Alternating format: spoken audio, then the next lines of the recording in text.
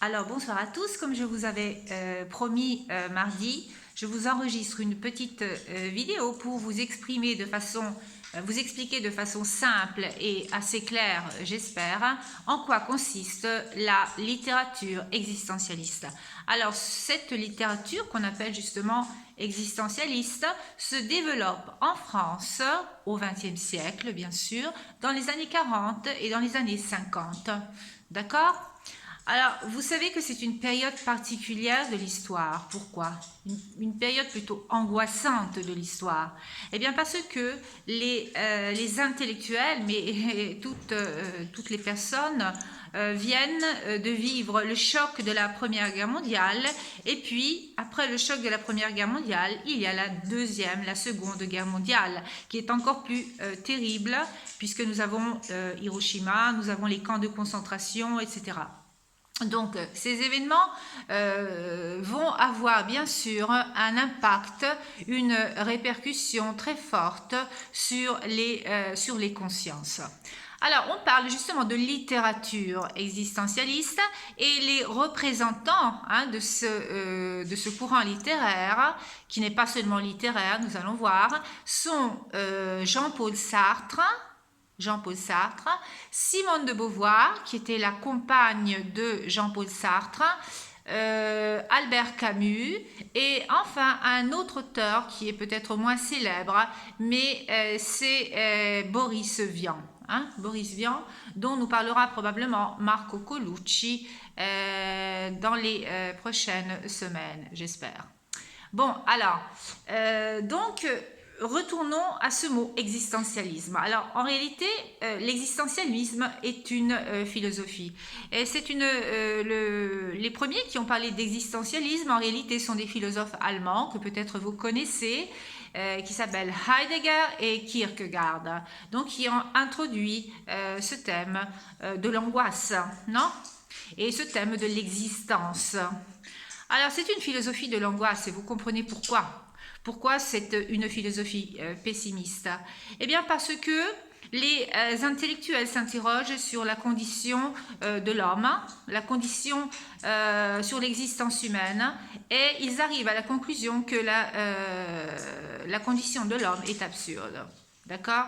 Absurde parce que eh bien parce qu'il y a un climat historique d'abord qui rend tout plus difficile, plus obscur. Et il y a ces philosophes n'ont pas, disons, le support d'une croyance religieuse ou irrationnelle.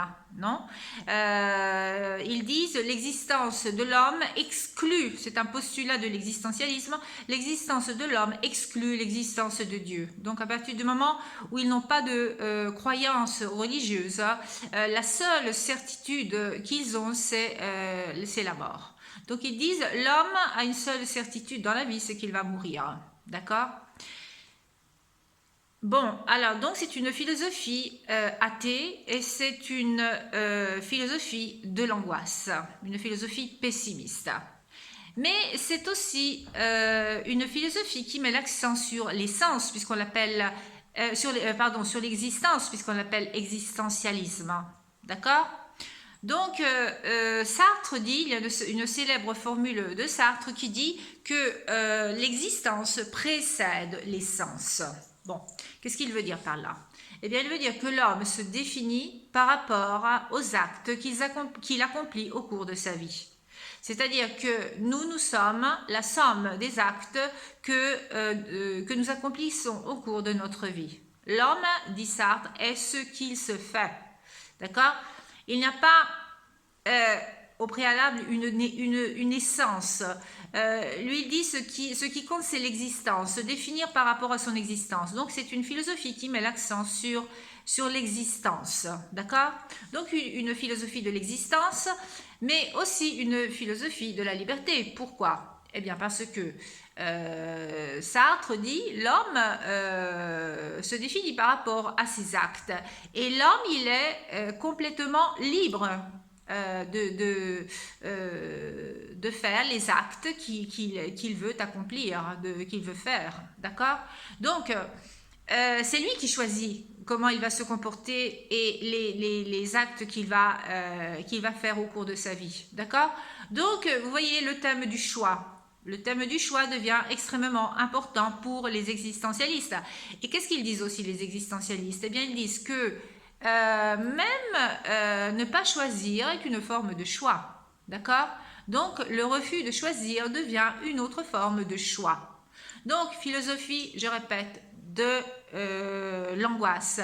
Philosophie athée, hein, donc pas de croyance en Dieu, pas de croyance en quelque chose d'irrationnel.